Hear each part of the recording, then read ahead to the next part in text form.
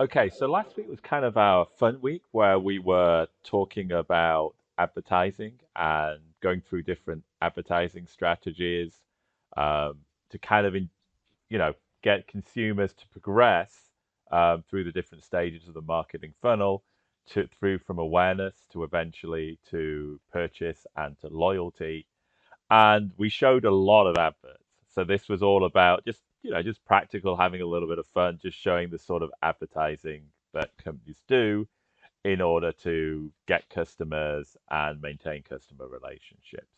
So we're going to take a slightly bigger picture approach this week, and we're going to talk about integrated marketing communications. Now, as we said last class, quite often integrated marketing communications is almost used as the same word as advertising.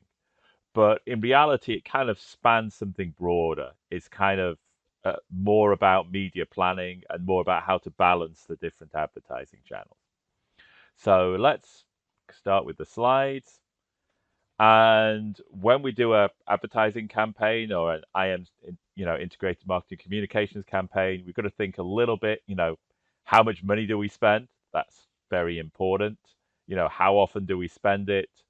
And a lot of the focus of this chapter is what sort of media are we going to use? Traditional media such as TV, such as radio, or are we going to look at things like online search, influencer marketing, social media, etc. So, how much do we actually spend? This is our first question. And I found an interesting little graph comparing advertising spends for different major corporations. And these range from very low, Apple has like 6% advertising spend. And that's just the strength of the Apple brand. I talked a lot about, people, people who have Apple advocate for Apple, very strong identification with the brand. And because of that, Apple needs to have slightly less advertising. Again, Google, these are all kind of have companies with very strong brands. Alphabet is Google, Nike, Procter and Gamble, Amazon spend a little bit more. And then if we get into kind of computer companies, Oracle is a database company. They've now moved to be a general purpose data provider. They spend 18% of their revenue on advertising. Salesforce.com, they've built themselves into being the big company for CRM and business solutions. And a lot of this is down to advertising, just constant advertising. They get they're a very profitable company, and they decide to spend more of that in building their business. And a relatively new company, Asanta, obviously they probably had a lot of venture capitalist funding because no company can make a profit and spend 78% of their revenue on advertising, but that's the highest out of the ones we've got, courtesy of vitaldesign.com. And we could also think a little bit about the competitive environment, how much we could afford to spend. Obviously, if all our competitors are spending on advertising and we aren't, that's probably going to affect negatively our market share. I did when I used to teach international marketing, I talked to Case about in the recession about how a good strategy is companies will often really slash advertising during the recession. So if all your competitors stop advertising and you reduce your advertising by 50%, despite reducing that advertising spending, you may actually improve your position in the market. So here's just a little example from the book. We've got the ad spend and the market share. And it's almost like you could draw a regression line across here. And again, Toyota actually has much better share relative to its advertising. And again, this may be the strength of the Toyota brand. The Toyota brand is known for quality build, is known for safety, and maybe is known for a loyal customer base. Maybe this is why they've got higher share but relatively lower advertising. So going back to the marketing funnel, and the stuff we did last week, when we want to start advertising and when we want to kind of develop our communication strategy, we've got to think about our goal. Do we want to build awareness, or do we want to change people's attitudes to our company? Or maybe we want to actually improve our conversions. We want to send a coupon. We want to spend a specific offer to improve consumer sending. So advertising, you know, If it's awareness, obviously the link's a little bit more tenuous with profits, but the idea is to build our company brand, build our customer base, and ultimately build our profits. So when we do this, we probably need to firstly outline some goals. I want to increase the brand awareness by 10%, or I think we're doing really badly in the family segment, so let's increase the sales in the family segment by 20%. And there's a few little other concepts we're going to talk about in a minute. This is the advertising reach and advertising frequency. So here's an example I found, and I'm not going to show you the link. Actually, I will show you the link. Here we go. So yeah, I've got a square. Here we go.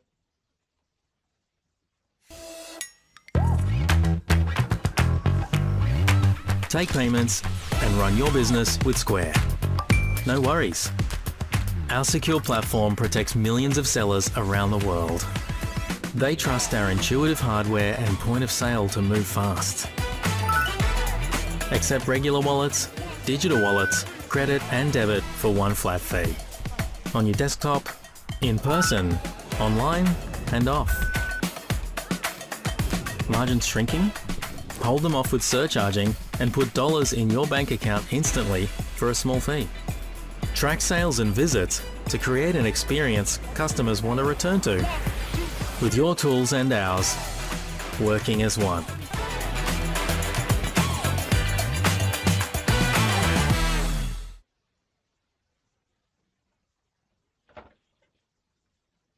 Okay, so Square.com is a payment provider used a lot by small businesses. If you go in a coffee shop or go in a restaurant, you've probably seen one of those squares. And the idea is it's an integrated payment system that allows small businesses to take payment through cell phones, through traditional credit card usage, and makes payments more efficient for small businesses. So that advert was from a few years back when this Square was starting out. It really was just building awareness among the target audiences of small businesses that there's this thing out there that could potentially make their life much more easier.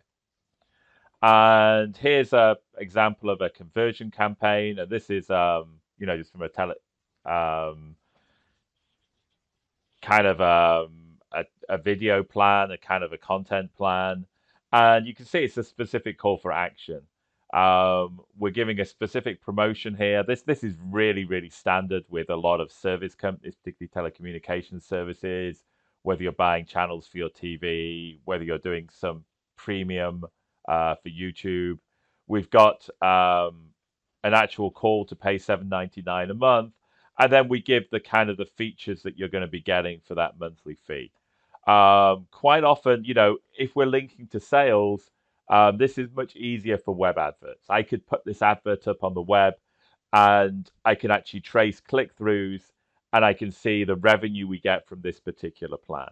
Quite often, this sort of ad campaign would be used in combination with what we call retargeting. So if somebody searches for, say I went to this company's website and I searched for a plan but decided not to buy, then I'll get a specific advert with maybe a discount for that plan at a later date. And the idea is I'm already interested, so I'm much more likely to buy than some random consumer who's seen the ad, even if we targeted that consumer based on their demographics. So this is, and I'm going to kind of link you this article because I think this was like a really nice article. And this was talking a little bit about conversion-based, branding activity. So this is kind of from a commercial survey. This is how much revenue advertising revenue is spent in different areas.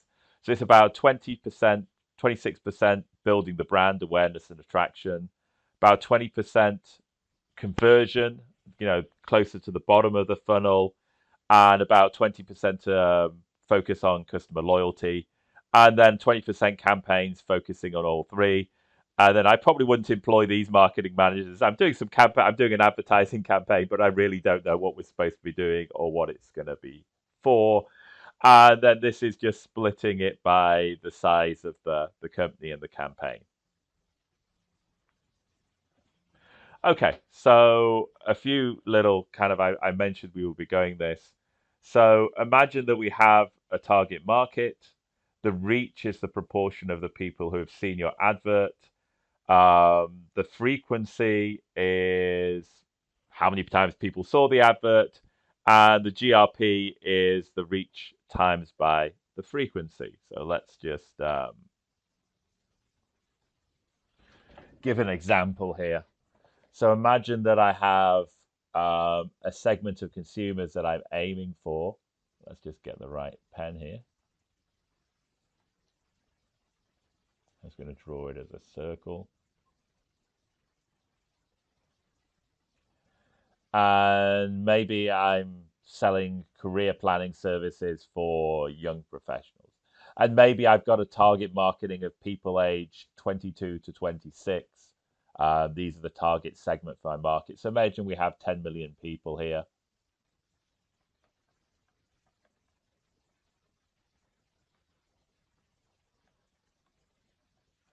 And obviously, real life advertising planning is a lot more complicated than this. But, you know, the book's relatively simple here. And imagine that we reach 5 million people. And because this is a young professional audience, we're mostly doing this on the web. We're doing targeted advertising.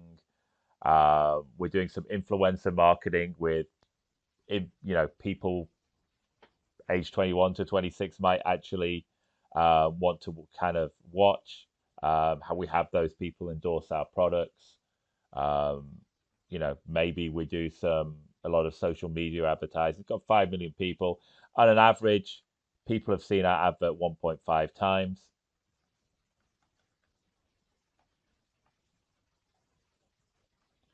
Then our GRPS